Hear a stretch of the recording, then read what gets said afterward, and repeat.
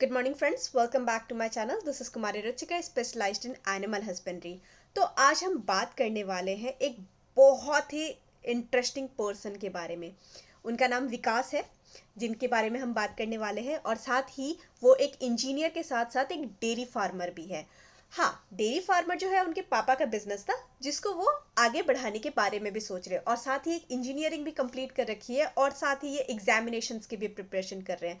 So such a amazing, ambitious and a motivated person से आज हम बात करने वाले हैं। तो विकास जी, कैसे हैं आप? बहुत बढ़िया अपना। जी, और हम जो भी बहुत ही अच्छे हैं। तो विकास जी, आज के पॉडकास्ट में हम बेसिकली जानना चाहते हैं कि आपने ये रास्ता कैसे चुना, मतलब कैसे हुआ कि इंजीनियरिंग करते थे फिर अचानक से आपने सोचा कि पापा के बिजनेस पे काम करना शुरू करते, ये कैसे हुआ? देखिए, हम लोग को ये बिजनेस बहुत ही पुराना चलता आ रहा है, जो कि इवन बचपन से ही हम लोगों ने देखते आ रहे हैं। जो कि छोटे लेवल से एक दो से स्टार्ट हुई थी, एक दो से धीरे धीरे धीरे धीरे करते हुए ही अभी तक इवन बात करें तो 11-12 बड़े एनिमल्स हैं और छोटे छोटे भी 6-7-8 हैं, है ना। हम्म। तो मैंने देखा हूँ, बचपन से ही इन सभी को देखते आ रहा हूँ। और दूसरी बात क्या है कि हम लोगों ने इसको सोचा कि क्यों ना इसको बड़े लेवल पे किया जाए, क्योंकि इनका नीड प्रत्येक लोगों को है। इवन बच्चे से लेकर के बूढ़े लोगों तक सभी को इस चीज की जरूरत है। हम्म। इसलिए हमने सोचा कि इसको भी आगे की तरफ बढ़ाना चाहिए और थोड़ा जो टेक्नोलॉजी है उसका भी हेल्प लेकर के इसमें लगाना चाहिए, जो कि इसको थोड़ा ग्रो होना करना चाहिए। इसलिए हमने इसमें भी एंट्री ली और बचपन से ही देख रहे हैं, इस वजह से इसको हम लोग थोड़ा आगे बढ़ाने की कोशिश कर रहे हैं। ओके। तो जब तक ये पापा का बिजनेस था तब, और अभी जब आप इस बिजनेस में एंटर किए, तब आपने क्या क्या चेंजेस करना शुरू करा?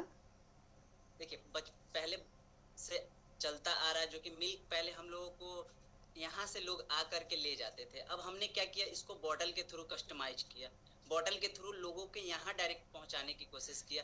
ताकि इससे एक फायदे ये है कि लोग पहले उनको टाइम मिलता था तो लोग आ करके ले जाते थे, या उनको जब नीड होता था तब वो आ करके ले जाते थे। लेकिन अब क्या है, लोगों के यहाँ डायरेक्ट मिल जा रही है, तो लोग को उतना इम्पोर्टेंस हो या ना हो फिर भी लोग यूज कर रहे हैं, ले रहे हैं, कंज्यूम। हालांकि लोगों को जरूरत तो है, नीड तो है, लेकिन कभी कभी हो जाता था कि पहले होता था अपने फार्म पे कभी ज्यादा मिल्क बच जाता था, लोग नहीं आ पाते थे। हम्म। लेकिन अब क्या है, हम खुद जा करके लोगों यहाँ देते हैं, तो लोग इजिली ले रहे हैं और यूज भी कर रहे हैं। अच्छा, तो मतलब आप बॉटल में करके डिलीवर करते हैं, है हाँ, ना? हाँ। और दूसरी बात रही, अपने चेंजिंग की बात करें तो फार्म पे ब्रीडिंग पे भी काम हुई है, अच्छे अच्छे नस्ल की बछिया आई है। पहले इवन इन सभी काम ये सभी नहीं होता था, लेकिन अब जा करके धीरे धीरे आई थिंक क्लियर जा रही है आवाज। बहुत ही क्लियर है। हाँ, तो आई थिंक अब थोड़ी थोड़ी हम लोग ब्रीडिंग पे भी काम कर रहे हैं, नए नस्ल के बच्चे ला रहे हैं, जो कि हायर मिल्किंग वाली है। इन सभी ऊपर भी काम कर रहे हैं, क्योंकि पहले इन ये सभी को उतना इम्पोर्टेंस नहीं दिया जाता था। इवन पापा लोग भी डायरेक्टली कोई भी सीमन यूज करवा लिया करते थे, कोई भी सीमन से एआई करवा लेते थे। लेकिन अब हम लोग देखें कि अगर अच्छे नस्ल की गाय चाहिए तो अच्छा ब्रीडिंग पे जाना होगा, अच्छे सीमन लगवाना होगा, एआई करवाना होगा। वाओ!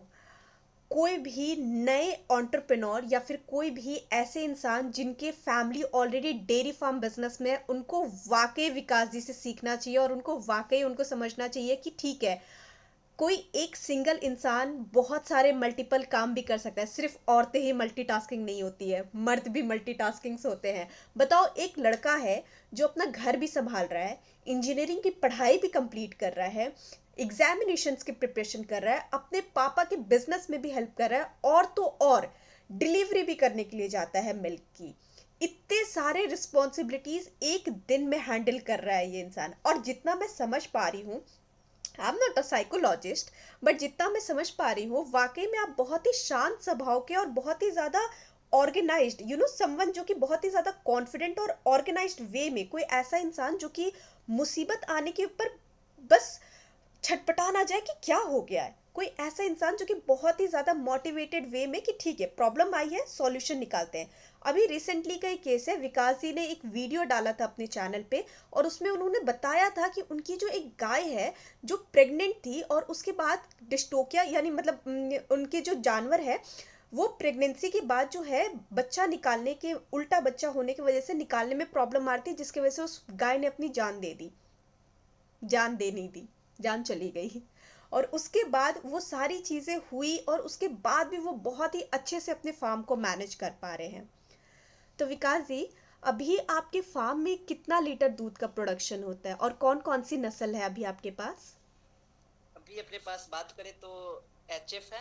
हम्म। और प्रोडक्शन की बात करें तो अभी पर डे अप्रॉक्स 100 लीटर के समथिंग जो कि हो जा रही है, और सारे के सारे रिटेल में हम लोग सेल करते हैं। जो भी है डोर टू डोर बॉटल के थ्रू, अपना जो बॉटल है उसके थ्रू लोगों के यहाँ डायरेक्ट डोर टू डोर हम लोग डिलीवर कर रहे हैं। अच्छा। और अभी जैसे आपके पास नस्ल एचएफ है ना? हाँ हाँ। तो हम आपसे ना दो चीज़ें जानना चाहते हैं जो कि बहुत ही इंपॉर्टेंट, और हमें लगता है हमारे ऑडियंस ज़रूर ये बात जानना चाहते होंगे। पहला, आपको क्या क्या चैलेंजेस देखने के लिए मिल रहे हैं? मतलब एक एक युवा किसान अगर है तो उसको क्या क्या चैलेंजेस देखने के लिए मिल रहा है यहाँ पे?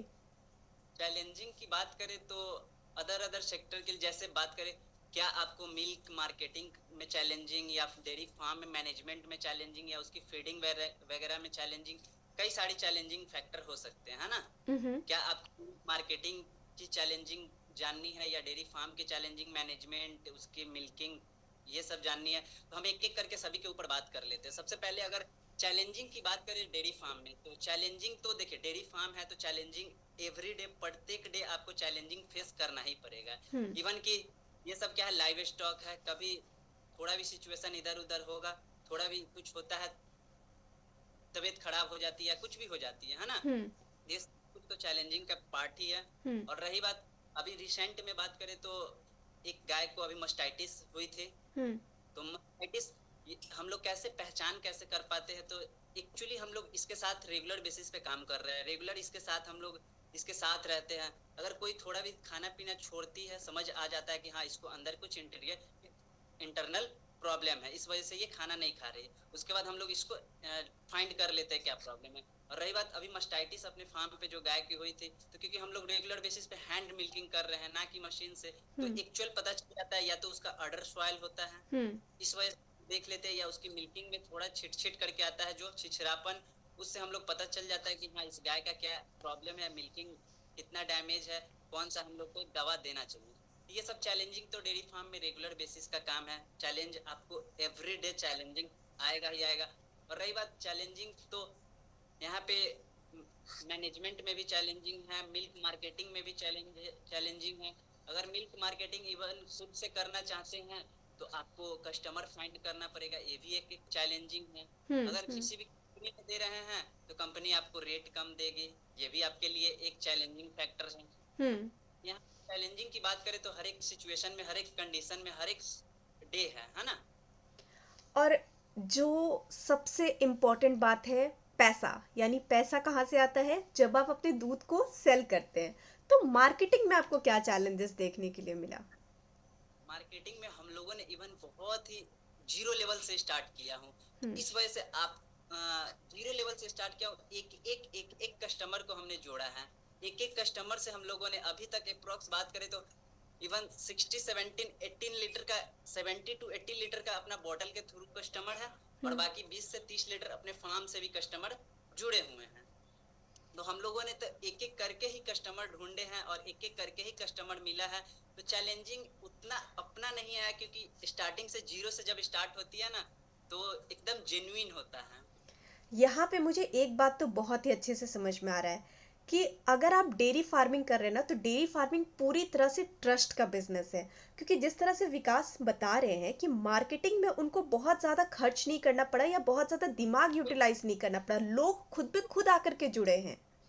तो हाँ इतना तो 0%। समझ में आ रहा है कि आपके फार्म में क्वालिटी मिलती है, क्वांटिटी ही हाँ सिर्फ नहीं मिलती है। क्योंकि अगर हाँ क्वालिटी नहीं होती तो लोग जुड़ते नहीं, लोग आते नहीं।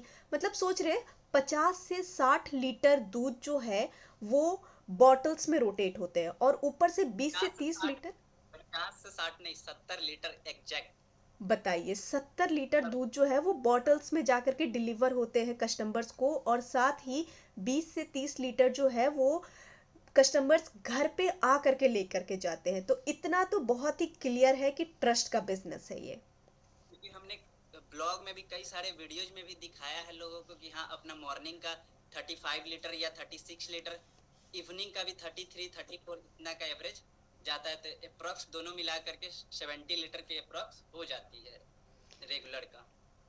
अच्छा, और एक और चीज़ हम जानना चाहते हैं, मतलब चैलेंजेस तो आपने बताए कि कहाँ कहाँ पे क्या क्या चैलेंजेस आते हैं। अब हम जानना चाहते हैं कि एडवांटेजेस यहाँ पे क्या मिल रही है आपको, मतलब हाँ, बताइए।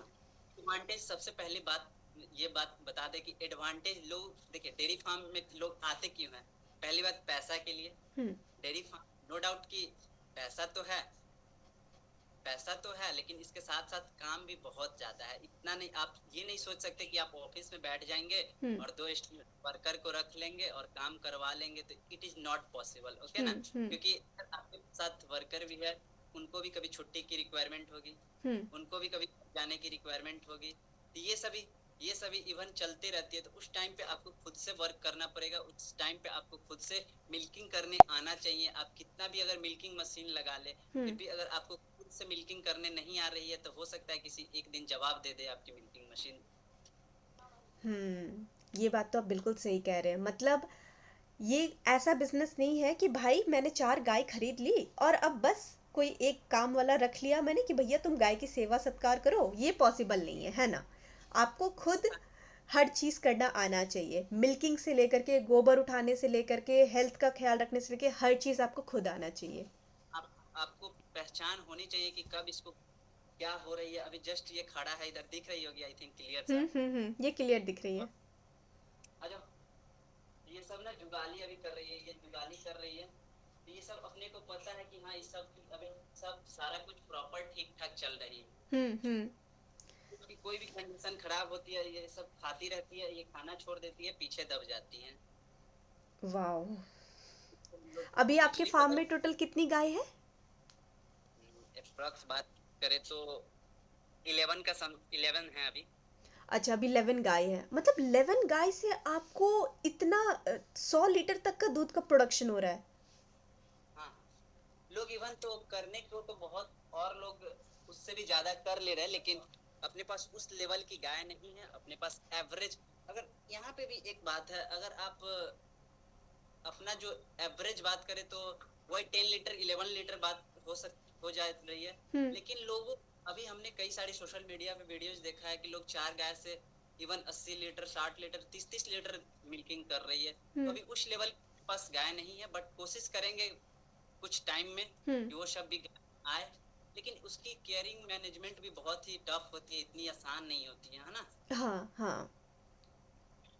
हाई इल्डर काउ का मैनेजमेंट भी टफ होती है, लेकिन कोशिश करेंगे। अपने पास भी उस लेवल की गाय है। इसकी बात करें तो हम्म। ये अपना हाल ही में 5 फरवरी को बात करें तो इसके बच्चे को जन्म हुई थी, जो कि इसका बच्चा वहां पे दिख रहा होगा आई थिंक, हाँ छोटा हाँ सा। हाँ, दिखा अभी। इसकी मिल्किंग की बात करें तो अभी 20 लीटर के अप्रॉक्स हो रही है। अच्छा, 20 लीटर? हाँ 20 लीटर अच्छा, पूरे दिन में, है ना। पूरे दिन में सुबह और शाम मिला कर। ओके, तो एक मैसेज जो आप एक यंग एंटरप्रेन्योर को देना चाहेंगे, अगर कोई इंसान है जो डेयरी फार्म से जुड़ना चाहता है या डेयरी फार्म बिजनेस में इंटर करना चाहता है, तो आप उसको क्या सजेशन देना चाहेंगे? आ सकते, कोई इशू नहीं है, बट उसके साथ आपको वर्क करना पड़ेगा, उसके साथ आपको लगना पड़ेगा। अच्छा, और क्या लगता है आपको, मतलब मान लेते हैं कि अगर हम हैं और हमने डिसाइड करा कि भैया आज हम डेयरी फार्म का बिजनेस स्टार्ट करेंगे और हमने गाय वाय ला दी, तो आपको क्या लगता है कि कितने महीने के बाद मेरा फार्म प्रॉफिटेबल होना शुरू होने लग जाएगा?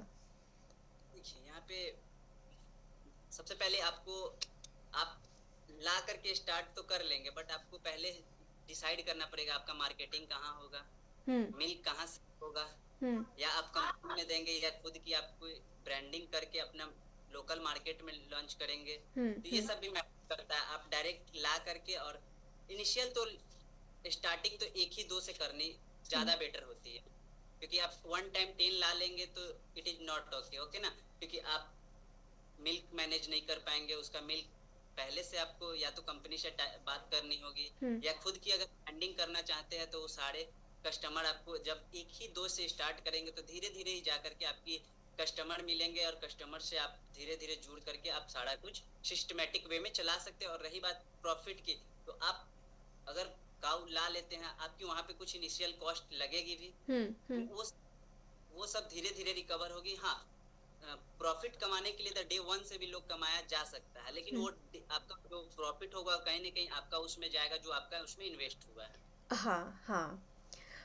एक और सवाल विकास जी, हम जानना चाहते हैं कि मान लेते हैं कि कोई डेयरी फार्मर जो आपसे जुड़ना चाहता है, कोई डेयरी फार्मर, वैसे मैं बता दूं विकास जी का खुद का यूट्यूब चैनल है जिस पे वो रेगुलर बेसिस पे मार्केटिंग की स्ट्रैटेजीज जो इन्होंने यूज़ करी है, कैसे वो अपने जानवरों को फीडिंग कराते हैं, उनके जानवर कैसे हैं, कौन सी बॉटल यूज़ कर सकते हैं, और किस तरह से वो फीडिंग कराते हैं या किस तरह से वो मिल्किंग कराते हैं, वो सारी चीज़ें वो अपने यूट्यूब चैनल पे डालते हैं। तो आप सब में से कोई भी चाहे तो उनके यूट्यूब चैनल पे कनेक्ट हो सकते हैं। तो हम विकास जी आपसे एक और लास्ट सवाल करना चाहते हैं कि अगर कोई हमारे डेयरी फार्मर किसान या फिर कोई नए एंटरप्रेन्योर जो डेयरी फार्म के बिजनेस से जुड़ना चाहते हैं, तो क्या वो आपको रीच कर सकते हैं आपके यूट्यूब चैनल के थ्रू या फिर आपके ईमेल आईडी के थ्रू या फिर कोई नंबर कुछ भी, जिस पे हम कांटेक्ट करके या हमारे डेयरी फार्मर्स कांटेक्ट करके आपसे सलाह ले पाए, आपसे आपके एक्सपीरियंस जान पाए? जी जरूर जरूर। ठीक है। तो आप लोग में से किसी को भी कोई भी प्रॉब्लम हो, कोई भी डाउट हो, कोई सजेशन चाहिए हो या कोई एक्सपीरियंस जानना हो, तो आप बहुत ही आराम से विकास जी के चैनल पे जा सकते हैं। उनमें कमेंट पे जा करके या फिर ईमेल पे जाके या फ़ोन नंबर के ज़रिए किसी भी तरह से आप उनसे ओके विकास जी, ठीक है, फिर हम इस पॉडकास्ट को यही कंप्लीट करते हैं। बहुत बहुत शुक्रिया आपका हमारे पॉडकास्ट पे आने के लिए। और चूंकि अभी हम डिस्टेंस पे रहते हैं तो इसी वजह से हम ऑनलाइन पॉडकास्ट शेड्यूल कर रहे हैं इस तरह से। और उम्मीद करते हैं कि आपका फार्म ऐसे ही बहुत ही अच्छे से ग्रो करते रहे, ऐसे ही लोग आपसे जुड़ते रहे, और आप जो अभी नए नस्ल की जो अभी ब्रीडिंग वगैरह आपने कराई है उसका बहुत ही अच्छा रिजल्ट मिले। वो भी बहुत बहुत धन्यवाद जो कि आपने अपने चैनल पे बुलाने के लिए। ठीक है। ओके, ठीक है विकास जी, फिर मिलते हैं।